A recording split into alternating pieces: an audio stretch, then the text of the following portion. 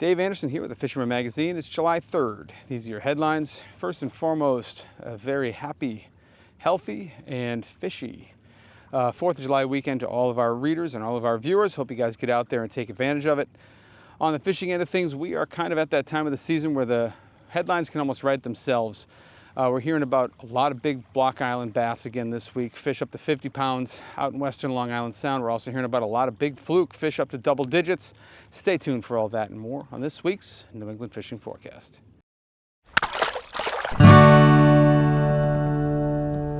The ultimate fishing authority in the Northeast, the Fisherman Magazine. No guessing, just catching. New Explore Series fish finders keep you locked on fish with unbeatable clarity, best-in-class imaging options, and a stunning ultra-bright HD screen. There's more to explore, only with Humminbird. Before we begin, we've got a few news items for you guys. First thing, I want to check in with our tournaments. This is what's going on in the Coastal Kayak Clash and the Dreamboat Challenge. Holy fluke! This week we saw 5 fish hit the board in the CKC, including 2 doormat fluke. First of those was entered by Robert Johnson of Millerton, New York, and now holds 3rd place at 25.5 inches. Then we had Warwick, Rhode Island's Dustin Stevens, who landed a mammoth 27-incher, which now leads the fluke category. We had 2 qualifying scup, a 2nd place 16.25-incher caught by Warren, Rhode Island's Mario Santos, and a category-leading 17-incher landed by Mike Triptree from Long Island, New York. Newport, Rhode Island's Todd Treonze upgraded his bonito to 22 inches to maintain 2nd place and to put a little more space between he and 3rd place angler Dustin Stevens. The top 3 now looks like this. We've got Tom Hood in 1st place with 7 points, Dustin Stevens in 2nd place also with 7 points, and Justin Oser drops to 3rd place with 5 total points. Hey kayakers, the Fisherman's Coastal Kayak Clash contest is back. Win this fully outfitted Hobie Mirage Lynx kayak from Yak Attack along with other great prizes. Catch and release as many of these species to be top on the leaderboard. To enter, you must be a subscriber to the Fisherman Magazine, fish from a kayak, and document your catch. Many chances to win great prizes, so get out there on the water now and fish hard. To be part of the action, you must be a subscriber and register at thefisherman.com. It's July and we have the first Dreamboat update of the month. We start off with Long Island subscriber John Chilio from East Hampton weighing in his 8.82 pound fluke at Montauk Marine Basin, taken 3rd in the fluke category.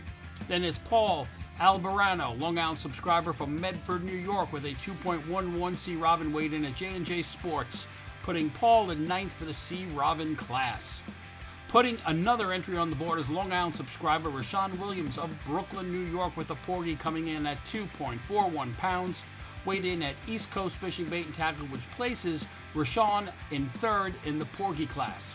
New Jersey subscriber Felipe Rua from Brick, New Jersey, brings in this 8.05 pound fluke weighed in a Gabriel Tackle, placing Felipe in 4th in the fluke category. The leaderboard looks like this. Jeffrey Harrison in 3rd with 17 points. Thomas Luciano takes 2nd place with 18 points. In 1st place is Rashawn Williams, taking the top spot with 18 points. Are you the best angler in the Northeast? Well, now is your chance to prove it. The Fisherman's Dreamboat Contest is back. Win this Steigercraft center console powered by Yamaha along with these other great prizes. Fish hard and weigh in as many of these species to be top on the leaderboard. What's the catch? You must be a subscriber to the Fisherman Magazine. All it takes is 1 fish on the board to win a great prize, so however you fish, you have a shot. For all the details and official rules, visit thefisherman.com. Now let's check in with Jenny Ackerman. Here's her latest installment of Open Boat. Hey everyone, this week's Open Boat is airing this Sunday. However, this video itself is airing Thursday, July 3rd, the day before 4th of July. So happy 4th of July, Fisherman Magazine subscribers, and the Open Boat. I am going to be talking about history of America, but not just any old history, maritime history. So we're getting into how America came to be through the fishing industry, and it's a great one, and I will see you guys on Sunday at 6 p.m. So catch you guys out there. Last thing, of course, is the giveaway, which is ongoing. We are seeing a pretty good number of photos coming in for this one, and I expect to see that continuing throughout the rest of the summer season. If you don't know what's going on, we give away a prize pack every few months here on the NEF Fishing Forecast, and this time around, we're giving away a pair of custom Super Strike poppers that were made specifically for a special purpose. That was a friend of mine who passed away earlier this year. These are painted in colors that he really liked. He was a big believer in the color bright orange. He was a phenomenal fisherman. And so you're not going to see these colors anywhere else. These were made specifically for this giveaway. And what you have to do is you got to go out and catch a fish, take a picture, and try to capture a really good shot, something that's going to catch my eye, something that exemplifies New England fishing. You're going to send them in to me at danderson@thefisherman.com or text them to the number on the screen. You're going to tell me that you want them to be in the contest. It's wise to put contest or giveaway in the email subject if you send them that way. And I'm going to pick my favorite one. This is going to wrap up on August 27th, so that's your last day to get these photos in.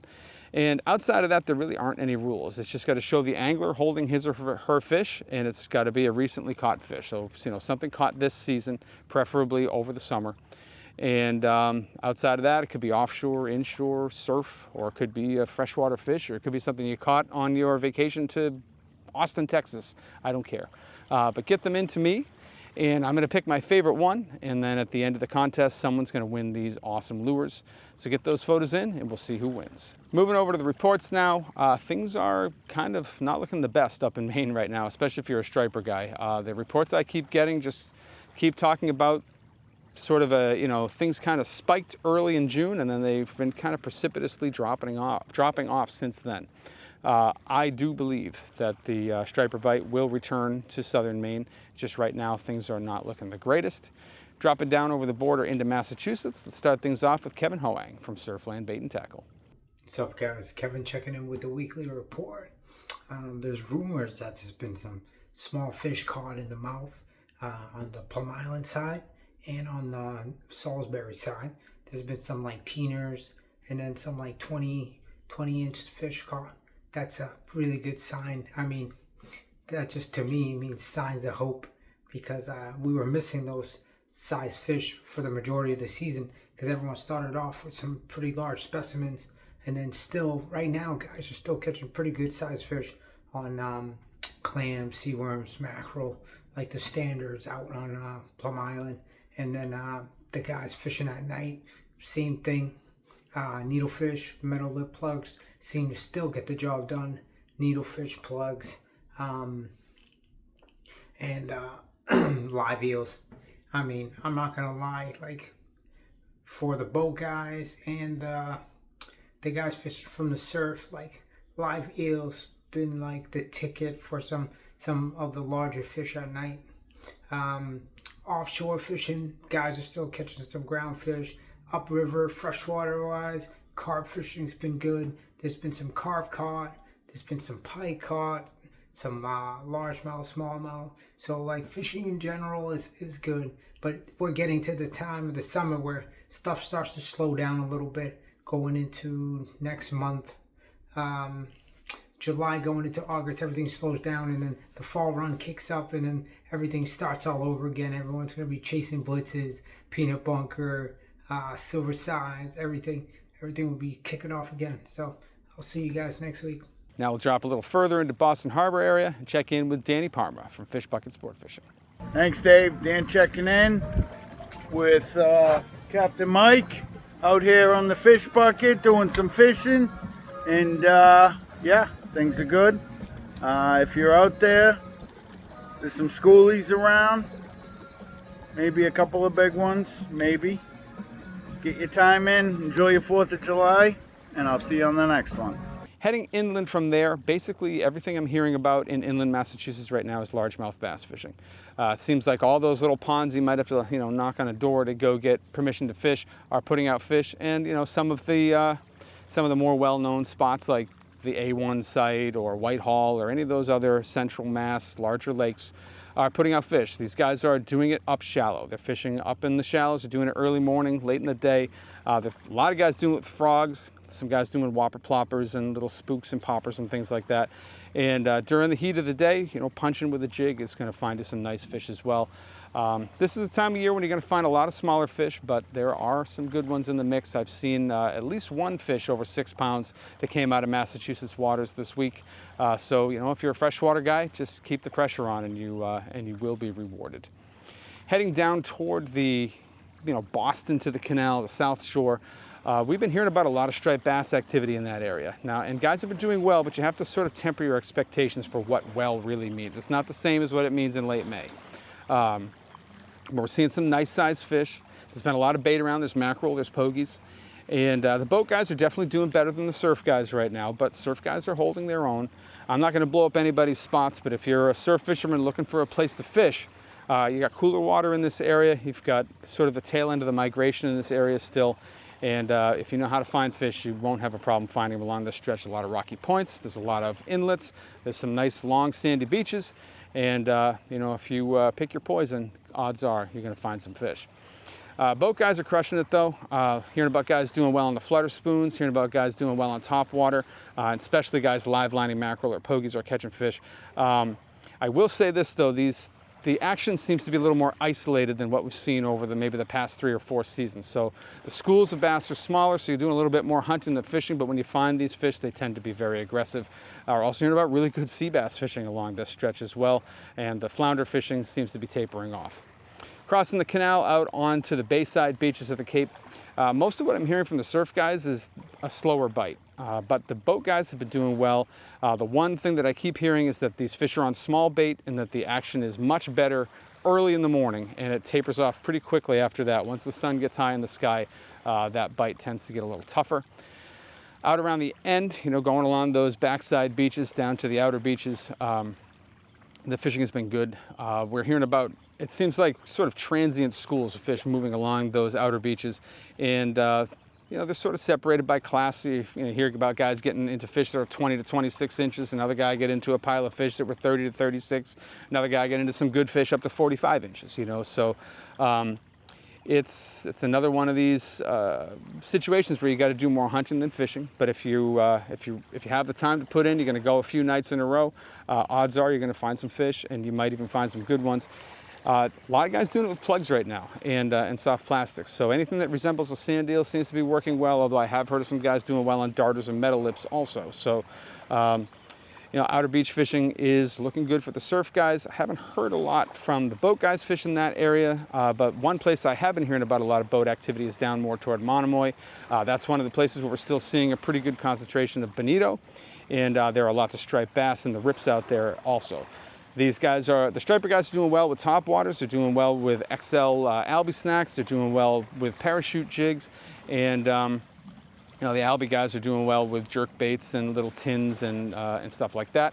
Pushing out to Nantucket Shoals, it's been good. You know, when the weather allows the guys to get out there, the bite's been very good. We're still seeing lots of double-digit fish coming off the shoals. If you are looking for some inspiration to get yourself out there, I would highly recommend reading Mike Hatchie's story about going out to Nantucket Shoals. You can find it on our website at thefisherman.com, or you can check it out on your newsstand in the magazine itself. It's a great read, great story. This guy knows his stuff, and I'm sure it's going to inspire you to get out there if that's a place you've always wanted to go and get yourself one of those dinosaur doormats. Pushing into Nantucket Sound, fluke has been very good along those beaches and even inside some of the estuaries. Guys are picking through lots of shorts, but there are good numbers of keeper-sized fish along that stretch. If you don't mind, you know, putting in the time to pick through, you can pull yourself a limit. Sea bass fishing's kind of been up and down. I have heard about some guys doing well in some of those deeper spots out in Nantucket Sound and in Vineyard Sound. Striped bass fishing in Vineyard Sound seems to be mostly smaller size fish. I would say 20 to 33 inches, so there are some slot size fish in there. There's a few bigger fish in the mix.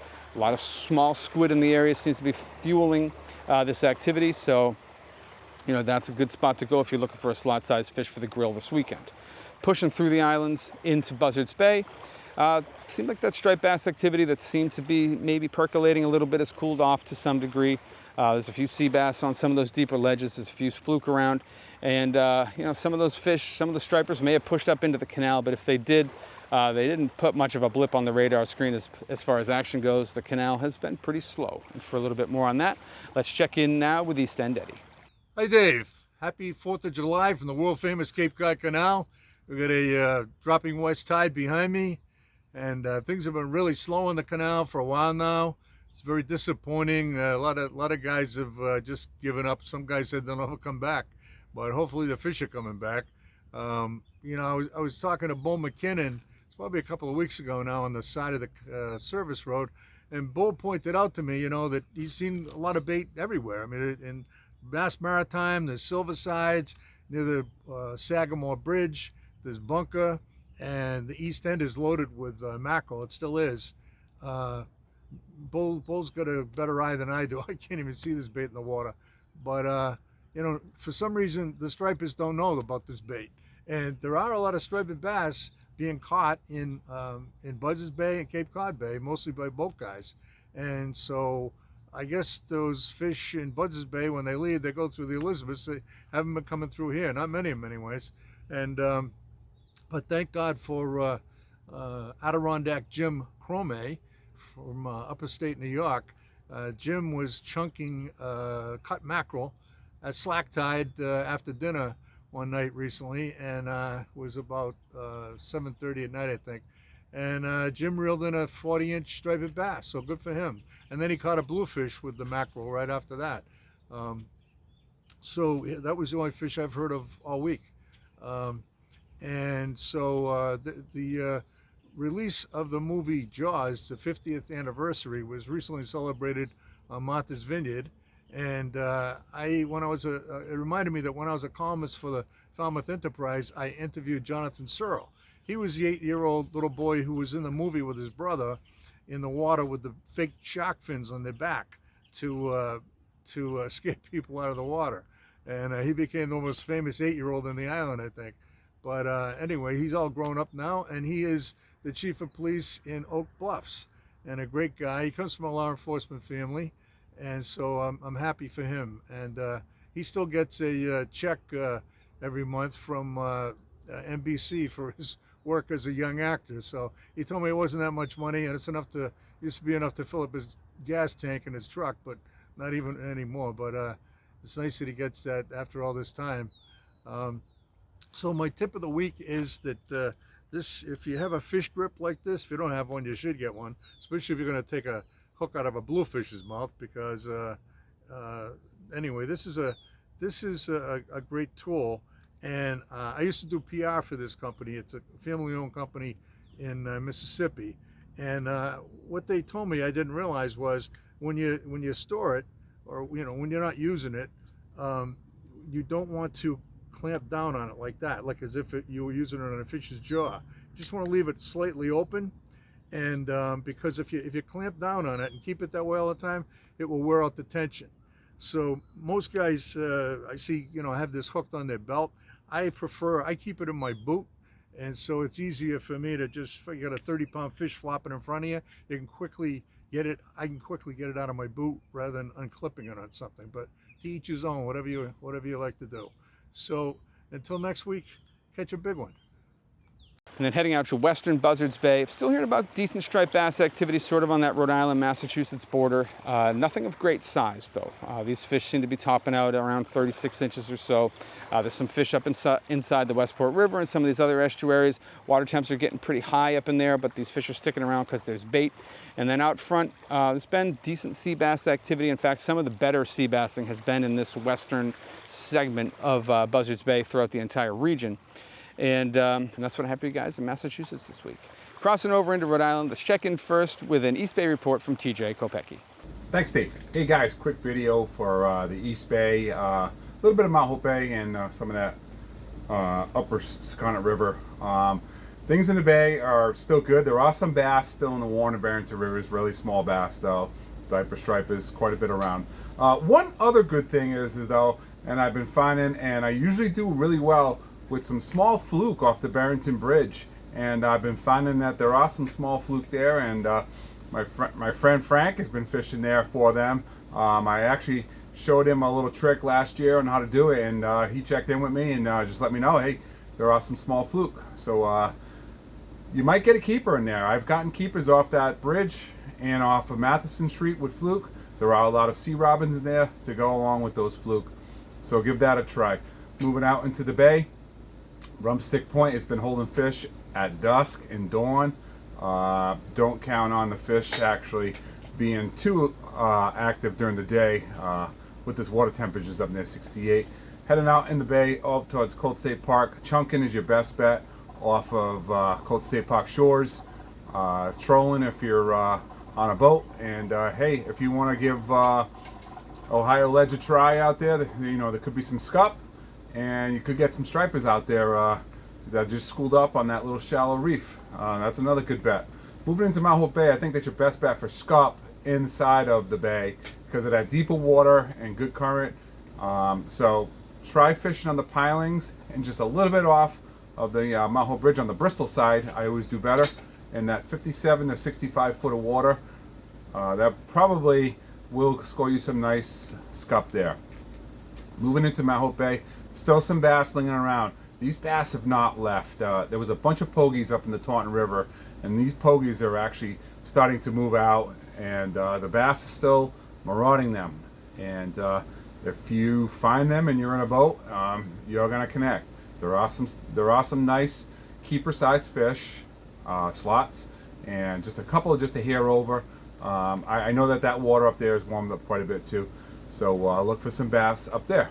And I think that's what we got for Inside the East Bay. So we'll catch you guys next week. Tight lines. In the famed waters of Panama awaits a fishing experience like no other. Tropic Star Lodge welcomes anglers to get in on world-famous fishing action. Plan your perfect trip today. Tropic Star Lodge, the ultimate in fishing adventures for more than 60 years. As has been the case for much of this season, striped bass are leading the charge as far as the species that everybody seems to be chasing right now. Sea bass fishing has been a little off, and I think that's putting a little bit of extra pressure on the striped bass. Fluking has been decent in spots and then tougher in others, but it seems like everybody right now is focused on stripers, and for good reason. There's a lot of big fish around, and you don't have to go to Block Island to get these fish.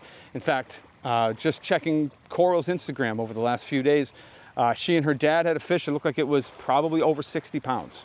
And then one of their clients had a fish that looked like it was over 50 pounds, and that's just over the last few days. So we've got a lot of big striped bass around, whether you're fishing off of Newport, Jamestown, Point Judith, or even some spots out further west, like out off the Watch Hill Reefs and places like that. A lot of striped bass in all those areas. Another place that's putting out incredible numbers of striped bass and a lot of really big fish is Southwest Ledge off of Block Island. We are hearing about incredible trips out there. Guys going out there catching 20 fish, and 6 of them are pushing or over 40 pounds. A few of them maybe even pushing over 50 pounds. Live eels are definitely the way to go if you want to guarantee yourself getting in on some of this action. But guys are doing it a lot of different ways. I've been hearing about some topwater action at First Light. I'm hearing about guys doing it with soft plastics, like a big 14-inch eel from Joe Baggs or Game On or something like that. And even some flutter spoon action, even some guys fishing some live scup and stuff like that are getting some of these big fish out there. The one thing that's been off around Block Island is the fluking. It's the one spot in Rhode Island where things seem to be kind of less than what they typically are. But fluking's been good in the Newport area. Fluking's been probably better than it's been in the last few years along the South County beaches right now. So fluking's looking good. Now, don't go out there with these crazy expectations of going out there and just catching keepers. You're going to have to weed through a lot of shorts, but the bite has been better than it has been, and that's a good thing. Let's check in now with a few of our field correspondents, starting with Jeff Sullivan. What's up, Dave? What's going on, guys? Checking back in this week. Well, it's been all about stripers in my neighborhood. We've been doing a lot of eeling. Eel fishing's been very productive. Topwater's been very productive. Big shads, 8-inch shads, hopping them off the bottoms. Been really getting those big fish to eat and commit. It's actually, it's funny because I got a topwater eel bite the other day on a live eel. So I was ripping it across the surface and was getting topwater hits on that. So it's been pretty epic, to say the least. But hey, I know once this weather pushes through, we just had a little bit of a offshore system come through and push all that big water up. So hopefully the next couple days the weather pattern will calm down a little bit, and we'll get back out there. But Block Island's been very good. The eel bite, the normal status quo off the ledge there. The North Rip's been good around Block, and the East Grounds has been good for fluking as well. So if you're in the fluke mix, if you want to make a hodgepodge trip, you go for bass, and then you go for sea bass and fluke. All around that island there, you'll find some life, you'll find fish. And also, there's been rumblings of tuna, so stay tuned for that. Those fish should be here in the blink of an eye. So if you guys aren't ready for tuna yet, get your gear ready, because they're coming. So this system that pushes through should push them closer to us. So let's keep our fingers crossed, and hopefully those hardtail friends of ours keep coming closer. But for this week, Dave, that's all I got. Besides the bass bite's been tremendous. We got an upper class 40-pound fish the last couple days, and hey, it's the eel deal right now. That's what I like to say. So, all right, check in with you guys next week. Later. Hey Dave, Todd, Treonze, Hooked Fishing Gear. Quick update with a report for the last week. I think first and foremost, bonito bite was crazy through the end of last week. Last Friday was reminiscent of a late September day versus a late June day. Found a blitz of bonito, was on them for about an hour and a half. It was an every cast type of thing. Earlier in the week, they were on sand eels. On Friday, they were on smaller silverside type bait. A lot of fun, you see them breaking, you could just stay in an area, and they kept coming back to the same spot. So that was really cool to see for a late June activity here in Rhode Island. The other thing, a lot of bass, a lot of striped bass. I've noticed that over the last week or so, water temperatures are up into the mid to upper 60s now. And the bass are really settling into their spots that they'll be kind of hanging out in for the rest of the summer at this point. The tube and worm bite is back on, using fish bites and doing just as well with the fish bite sandworm as it would be doing with worms. Also, to change it up a little bit, continue to use bucktails in the rips. Got a fish that was 43 inches on a bucktail on Sunday, which was really cool. And also love using the unweighted plastics. I've been throwing a lot of Albie snacks, the Snacks XL on top of the schools, and getting fish to come up and hit it on top, which has been awesome. So that's kind of what I saw this week. Bonito and bass, the two big things I was working on targeting, and had a lot of success with those. Hope everybody has a great week, and have another report next week. Bye for now. Stay hooked out there.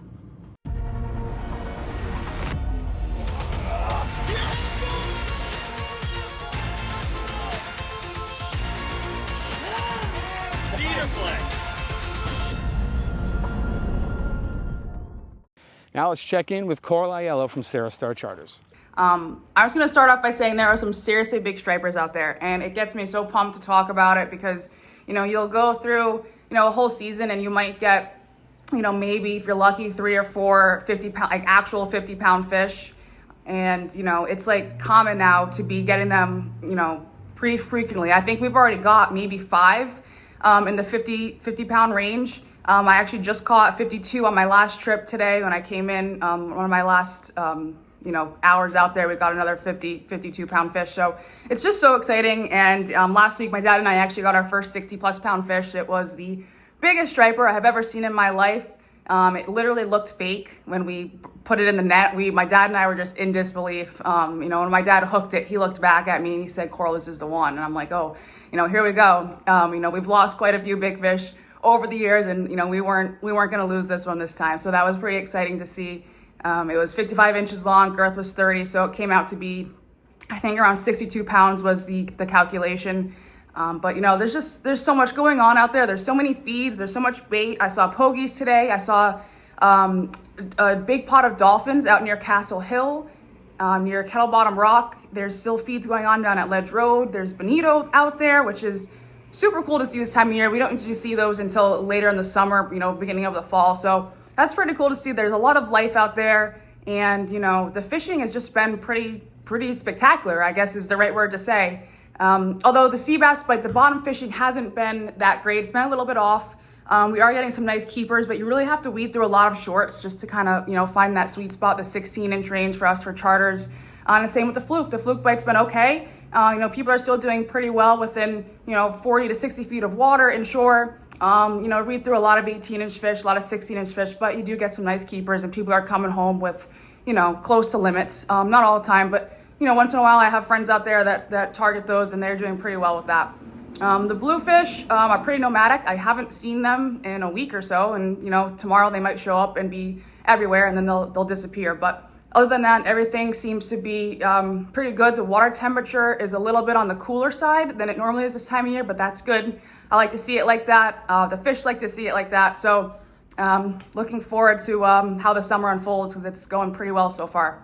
I feel like we've covered most of what's going on out in the western part of the state, out off of South County. The only thing I haven't touched on is the breachways, which are putting out some fish. You're starting to see a little bit more fluke activity in there, and the night guys are finding some decent striped bass, and that's what I have for you guys in Rhode Island this week. Our 4th of July week fishing forecast for J&B Tackle is that we're going to be closed at noon on the 4th of July, so make sure you get in early on Friday to get your stuff. But with all this hot weather, the fishing's been changing a lot, so you want to make sure you get on the water this week. We're going to have some good weather Thursday, Friday, Saturday, and it looks like maybe even Sunday. The canyons have decided to heat up, and a lot of big eyes came out of West Atlantis in the last few days.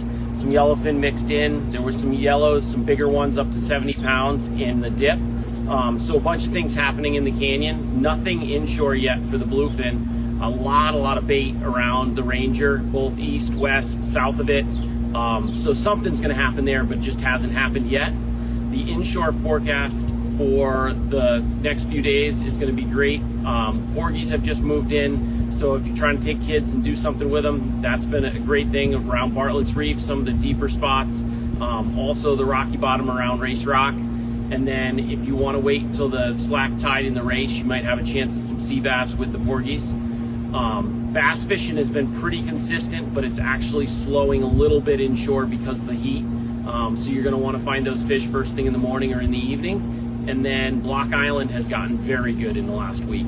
A lot of big fish coming out of Block Island, fishing soft plastics on the bottom with, or drifting live eels. Both have been really good. And there's some bluefish showing up too, some small bluefish I've heard of. So everything's on fire right now, and it should be a great week with great weather for the end of 4th of July.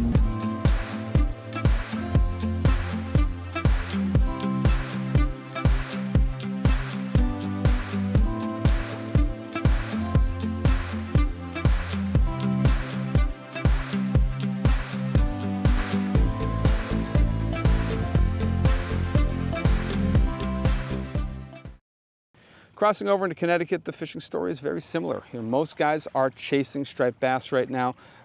As you know, in Connecticut, sea bass are off the table until July 8th, so no one's sea bass fishing this weekend unless you're on a charter boat.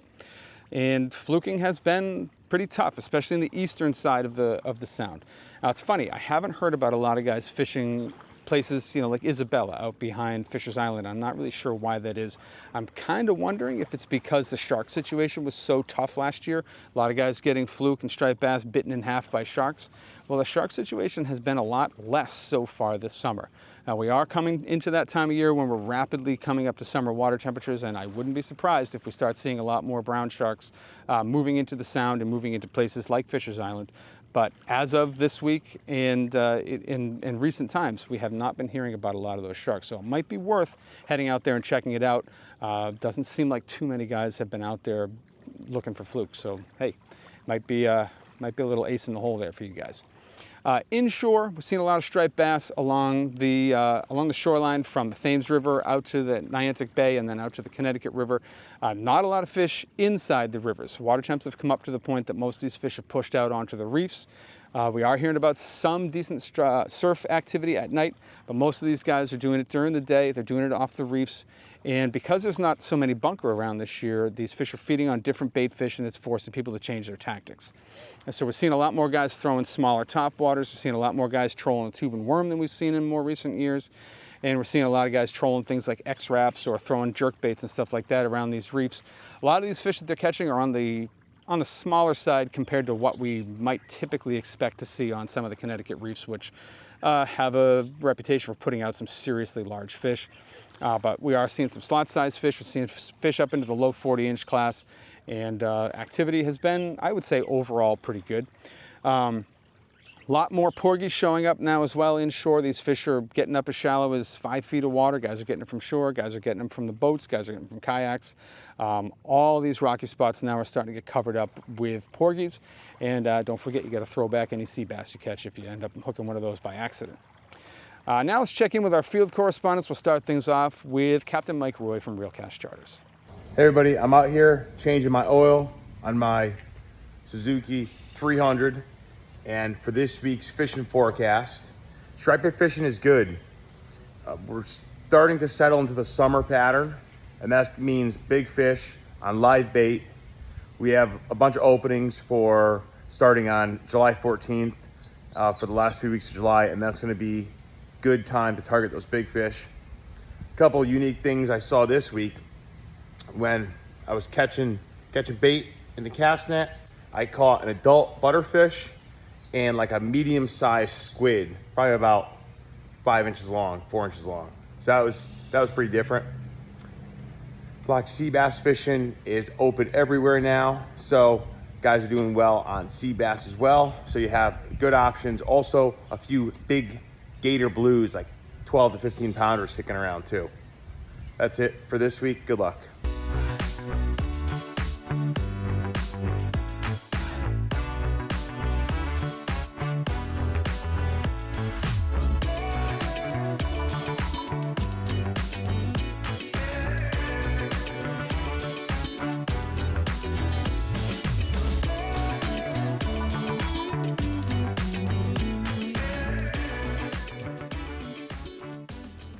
Now we'll cross over and we'll check in with Matt Stone from Black Hall Outfitters. Definitely getting into more of a summer pattern. Our local water has warmed up a good bit. Last time I was out it was mid-60s, which is you know, still a little behind, but definitely what we'd expect now that we're into July. Also had a lot more bunkers show up locally in a few different spots. Guys are able to get them. Some of them have been small, but there's been enough big ones, and the general size is big enough to live line or do whatever you'd like to do with them. Still a bunch of good sized bass around, a bunch of smaller bass around, a handful of bluefish kicking around certain areas. The fluke has been very good. I was able to get out and fluke this week. We had success in 40 to 65 feet, just bouncing bucktails, high-low rigs, that kind of thing. Sea bass still closed for us here in Connecticut. Reopens July 8th. Porgy fishing has been very good. Sandworms, squid, kind of same sort of deal on those guys. Other than that, pretty regular summertime here. Hope everyone enjoys the holiday week and get on out there and catch the fish. For more than 20 years, anglers everywhere have come to know one thing, that nothing says no to fish bites. Now another area that is providing, I would say, better than average, or a better than average shot at hooking into a slot-sized striped bass are some of these reefs just west of the Connecticut River, like Southwest, like 6 Mile, like the areas kind of south of Duck Island. We're seeing a lot more of, you know, slot range fish. So if you put in some time there, if you're looking for a keeper striped bass, that might be where you're going to find one. There are also more bluefish in that area than a lot of other places throughout the coverage area right now. These are not like big roving schools of blues that are going to go crazy and blitz, although that's possible. It seems like it's more of you know, just sort of transient bluefish mixed in with the stripers. There seem to be two distinct size classes. There's some really small fish, like 2 to 3 pounds, and then there's some bigger fish that seem to be in like the 9 to 13 pound range. And I have heard of a couple really big ones that were just sort of random occurrences, solo fish in the mix. Also some bigger striped bass in that area. We're seeing fish up into the mid 40-inch class. Some of these fish are probably getting close to 40 pounds. And porgies, very good along all these rocky stretches throughout pretty much the entire sound. As we head further west, striped bass action kind of holds its own. You got, you know, guys doing well chunking. You got guys doing well drifting with live eels out on that 50 line off of Milford to New Haven. There are some fluke in the New Haven area, as there always seems to be, but the best fluking seems to be further west. We're hearing about some really nice fish. Some of these fish pushing past 10 pounds. I will say this though, the guys that are getting these big fish are very, very good fishermen. So it's not like it's you know, paved with doormats. These guys know what they're doing. They know how to target big fish, and it's sort of coming out in the wash as far as that goes. These guys are finding some really good ones, so they are out there. It's just a matter of having the grit and determination to find them. Now let's check in with Max Finch to find out what the other things that are going on out in the Western Sound. Here he is. This past week was the June new moon, and it was some big tides and some big fish. The star of the week were the fluke. Congrats to Jay Valicki on a 10.2 pound fluke. Him and Rick have been out this past week. Rick had them just shy of 10 pounds, like 9.8. They had a bunch of 5 and 8 pound fish. We've seen a lot of fluke in that 19 to 24 inch range locally south of the islands. Guys, we don't recommend shooting across anymore. The draggers are in the sound and they're just wiping it out across. So on the Connecticut side is really good. Fishing cans 26 to 24 in that 20 to 50 foot range. All your baits like squid, spearing, and then artificials, gulp, and we're carrying fluke bellies now by M&M. They are real good baits, and actually Jay got that fish on a green M&M fluke belly. So guys getting out fluking, now's the time. We've seen a lot of big fish this past week. On the bass front, these big tides got the bass chewing. 28C, 11B, the OB buoy, and Green's Ledge. Those are our deep water reefs, and they had hot bites on the outgoing tide. Guys chunking at night are finding fish, you know, in that 40-pound class range, and we heard whispers of a 50 caught the last couple days. During the daytime, if you're going out, trolling the deep water reefs or jigging on the outgoing tide with diamond jigs and flutter spoons, keep a top water plug ready because they're coming up sporadically. There's butterfish, mackerel, bunker, and sand eels. So the bass are feeding on a variety of, you know, forage of baits out there. On the porgy front, every day we keep hearing more and more porgies call from shore. This should just keep getting better as we go into July. So Calf Pasture Beach and Sherwood Island are our local beaches. They're just starting to get them really good. Sandworms, squid, and clams. Sea bass, deep water wrecks. You gotta be at least 50 foot or more. So if you got a spot lock motor, that's great. You can hammer them. If not, we do carry wreck anchors, but you wanna be between 50 and 80 feet this time of year. They'll take a variety of jigs like butterfly jigs, slow pitch jigs, diamond jigs, bucktails tipped with gulp, and then your traditional high-lows with your favorite bait on there. Mackerel, we're still hearing some mackerel being caught on our deep water reefs, but a lot of the action has been at middle ground. But locally, you know, the deeper parts, like those trenches at 28C, just north of it, like 110, 120 foot, drifting sabikis through there is your best bet. And then also you could find them shallow around the islands chasing small bait around, throwing like real small tins. Thanks and good luck.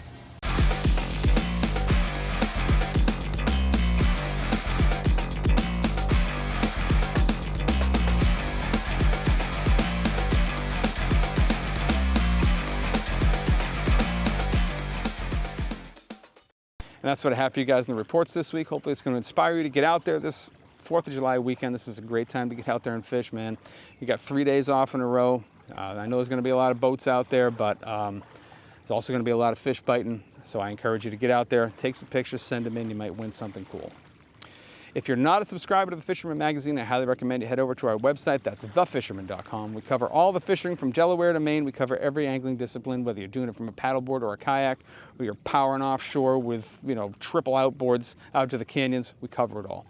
We cover stripers, we cover tuna, we cover albies, we cover freshwater, we cover scup. You're going to find articles in the magazine that will help you get better at all those types of fishing. And it's $31.95 for the year. You're going to get 12 paper editions sent to your mailbox. You can get 26 digital editions sent to your email.